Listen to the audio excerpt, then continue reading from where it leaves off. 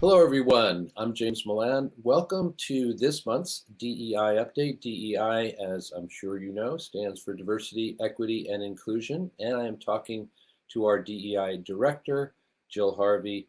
Jill, hello. Hey. Great, as always, to see you and to get to talk to you.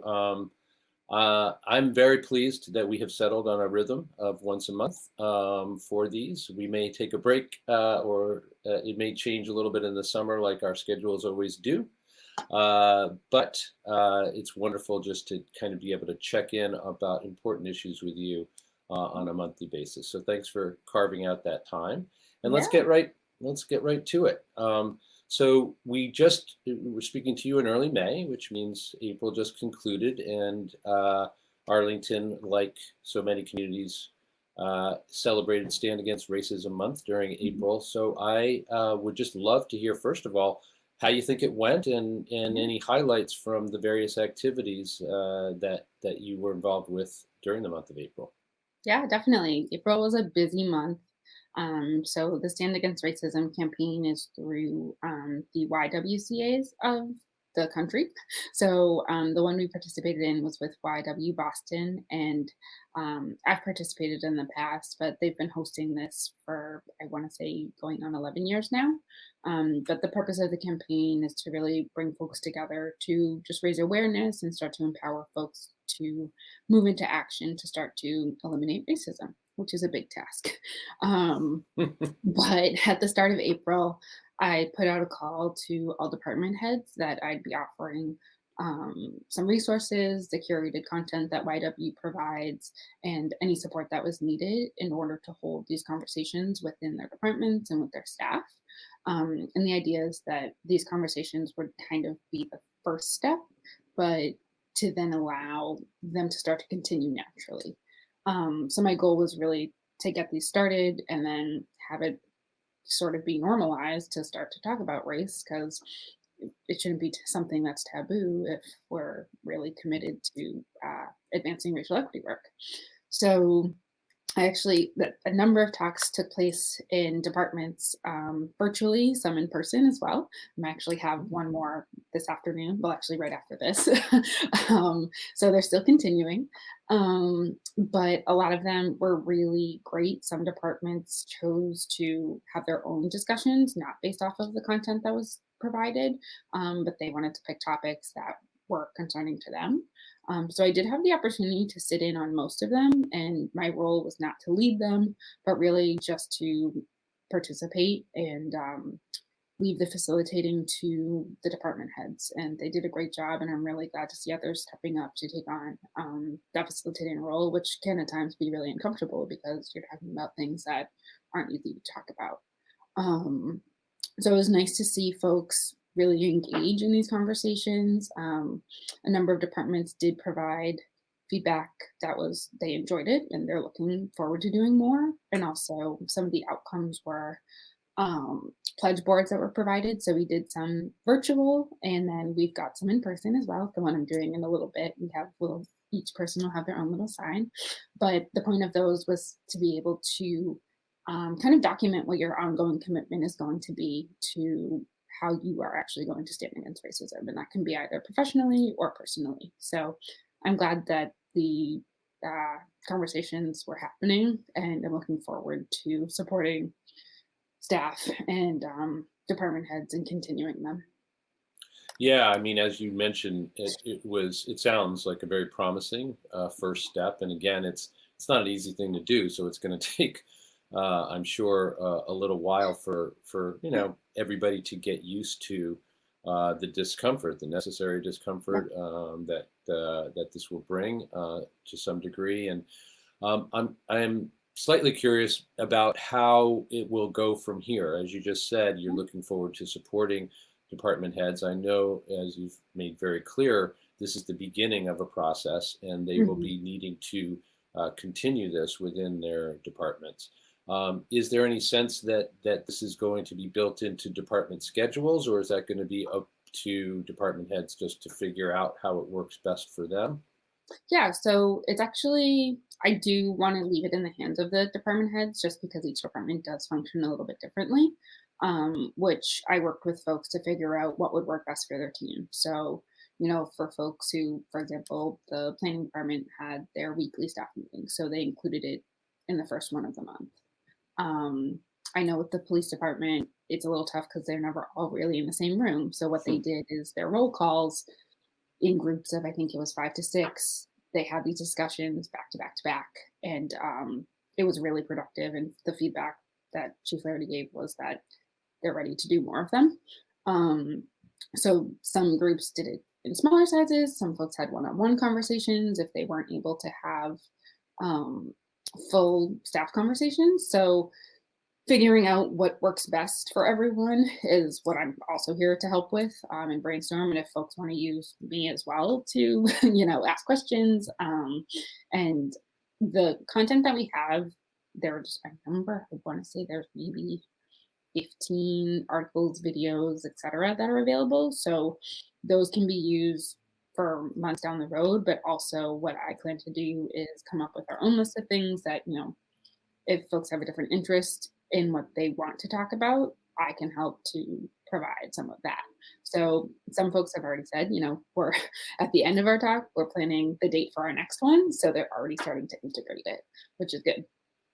Yeah, that's great. And just as an aside, if our people in our audience didn't already have a solid sense of why we constantly refer to how busy you are, the idea that you are the single fulcrum point for a number of different departments that are going to be working through these issues in the coming months and beyond, maybe that makes it even clearer.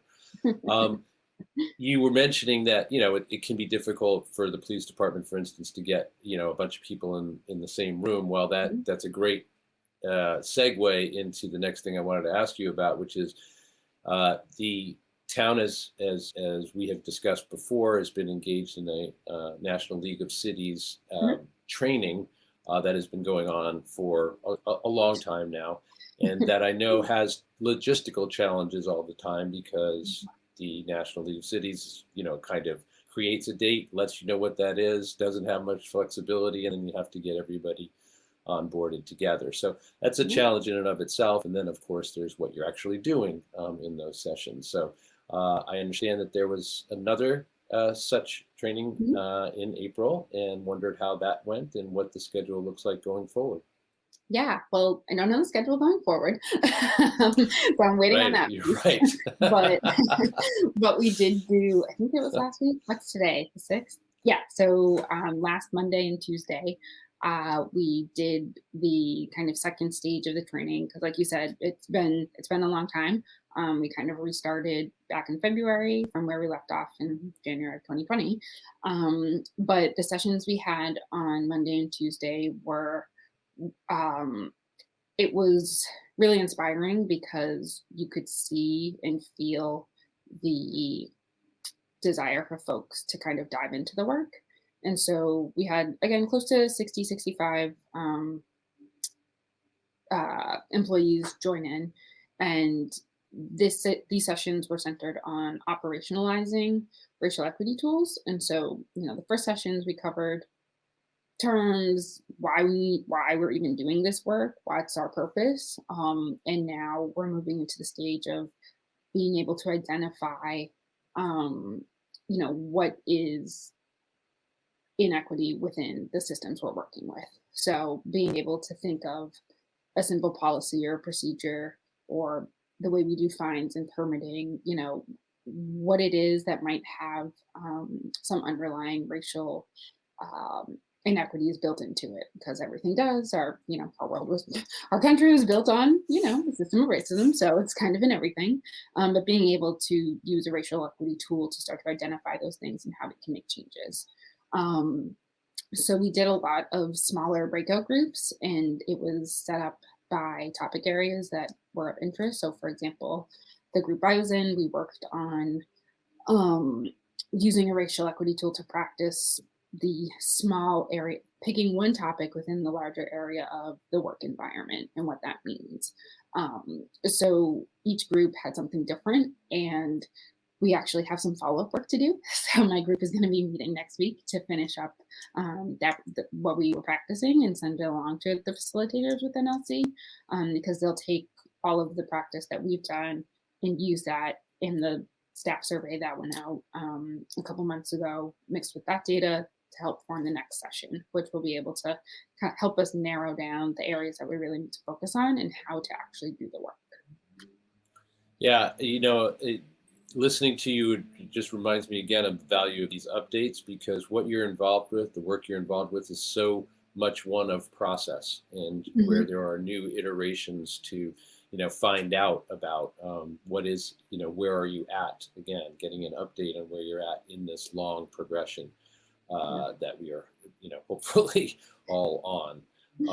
And so again, this is great to be able to do this. I am also reminded and of an important fact, which is our conversations quite often, well, almost always, center around race and racial equity and the issues and the struggles and the challenges here in Arlington and beyond related to that. But of course, you as diversity, equity, and inclusion director, you represent other marginalized groups Mhm. and people who have been either had their voices minimized or were unheard. Um, and so that reminds me that you initiated a series of community conversations last year that really were centered around the topics of race, many aspects of racial equity, as we've discussed. But there is a new set of community conversations Mhm. upcoming, and including one next week, I believe, Yeah. which is not, immediately or directly in that same vein. So tell us about that, and about give us a preview of what the content of future community conversations is going to be. Yeah, so I'm trying to be a little bit more prepared, and what we did last year was a lot. So scaling it back a little bit. But the first conversation is going to be next Tuesday, the 11th, and it's in partnership with Eco Week. So we'll be bringing Parker McMullen Bushman to be the featured speaker and for Eco Week and the kickoff for the community conversations. But I'm really excited because Parker is going to dive into the concepts of diversity, equity, inclusion, which these three words have become these buzzwords. We hear them all the time. Um, Anytime someone uses one, they think it needs to pertain to me. That's not the case. um, but but she's going to discuss what these words actually mean and put them into perspective in terms of environmental justice and the environmental field. And as we know, the title itself is called Outdoors for All, but right now there is still racial inequities within that field. Um, so in this session, participants will be able to learn how to incorporate the principles of DEI into their work and really target what we can do here in Arlington with all of the different groups that we have, and how to actually be an advocate for making all of our resources, our land, our water, our trees, and our open spaces really open and for everyone. So it's a different lens that I don't think we've touched upon at all. So I was really excited to partner on this because I think I'm all about the collaborations these days. So I'm just excited to be able to dive into that topic. And then what I'm trying to get the dates locked in for are the following conversations, which would be one touching on fair housing and the other around symbolism and framing and how to interpret different perspectives. Yeah. All right, we will look forward to kind of diving into those topics with you, both in the community conversations Mhm. and in kind of anticipating them and then dissecting how things went afterwards. Let me ask you one more thing that's on my mind, and Yeah. then I'll invite you to share anything else that we haven't yet covered. And that is something we've been checking in with you about for the last couple of these updates in the last few months, is the collaboration with the library and with ACAC around elevating voices of color and creating an archive of those voices in all different formats. What is going on with that? Because when we last spoke, there was not yet a date at which that was becoming publicly available or accessible.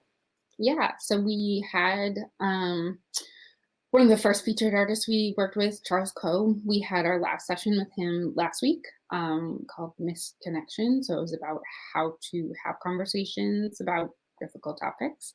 And it included some writing prompts as well. And it was great.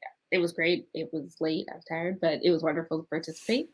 um, so it was wonderful working with him. And we're still in the process of collecting a few more things so that once the archive is launched fully, um, there shouldn't be any confusion about what it is. So we're trying to set up the content so it's very clear that this is the space for um, voices of color within town, whether you work in town, go to school, live here, that this is a space for you to contribute to that. Coming up again, trying to secure the dates, but that program will be continuing in June. Our next artist will be Chanel Turville, who is also going to be the artist in residency. So she'll be doing an artist talk and then another smaller workshop for the BIPOC community, and that'll be centered on portraits and how to use them to tell a story. So yeah, those dates, which I should have them soon, but that will be in June. And so yeah, we're just continuing to kind of plan that, to have programming for folks every couple of months to be able, again, to, if there's something that sparks their interest, to be able to use that to possibly create something to contribute to the archive. So I'm excited that it's an ongoing project because it's something I definitely am invested in. And for myself, having opportunities to participate in the different art forms is great. I love art myself. I paint and I draw. So to be able to do this with community members is also wonderful. Yeah, that is a great thing. And also, I love Arlington for a number of reasons, but including the fact that you and the library and Cecily Miller from ACAC, et cetera, you're all folks who understand that this isn't just a compiling of documents and testimonies and things like that, but that there's a whole programming component, a whole set of activities that people can engage in, not only so that they can supply, they make their voices heard within and through the archive, but get a lot of other benefit as well, simply from participating in those activities. Yeah. So it's a wonderful kind of confluence that's very typical Arlington in a lot of ways. Mm-hmm. So before we let you go, I just wanted to, again, as I mentioned earlier, invite you just to add anything that we may have missed. And if not, we're good. So one thing, so I know we're, again, finalizing the dates and the details, but look forward to, and sometime in June, the Rainbow Commission will be doing some type of Pride celebration. So right now it's looking like it's going to be kind of a walk up, get your swag bag type deal with some music and still keeping it COVID safe. So it'll be kind of a walkthrough or drive by. But that'll be, I do believe, mid-June. So once I have those dates again, I'll let you know. But that's something that I'm assisting with them to kind of get solidified those plans. So they weren't able to do it last year. So really excited to be able to have some type of celebration this year for Pride, and the banners will be going up along Mass Ave too, starting June 1st. So I think June 1st or June 5th. All right, that's great. And again, as you're speaking, something occurred to me, and that is, we talk and we giggle about the fact that there are always, dates still to be determined for X or Y. I just wanted to make it clear for our audience, if they are, if you're trying to let people know what those dates are, they get firmed up, and you want to let them know. Obviously, our DEI updates happen once a month going forward. So How can people make sure that they're staying updated to find out dates and times and activities and programs, etc.? Yeah, so on the DEI division under Health and Human Services, I'm trying to like mentally see where it is on the website, but on the town site, usually everything will be on the calendar. Once I have dates, there'll be descriptions, calendar, events, and if it's virtual, the Zoom registration will be there. But additionally, usually information goes out through the different channels with the Human Rights Commission, the Rainbow Commission, Disability Commission. It's usually posted on Facebook. So a few different avenues. And that's another area where I'm still trying to figure out, how to get the word out about things.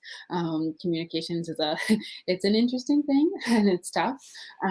It's the groups I work with, I try to get info out through them as well because you never know who you're going to reach. So, but the best place, I guess, would be to go to the town website and you'll find it there.